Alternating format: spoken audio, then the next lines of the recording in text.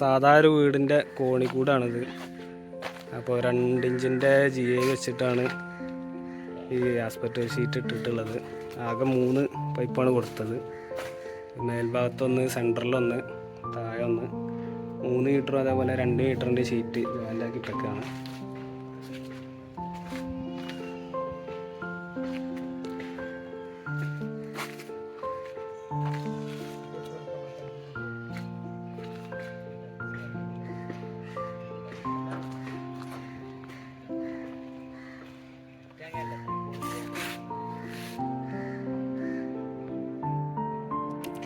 സാധാരണ കോണിക്കൂട് 2.5 മീറ്റർ അല്ലെങ്കിൽ 2.30 സാധാരണ ഉണ്ടാവല്.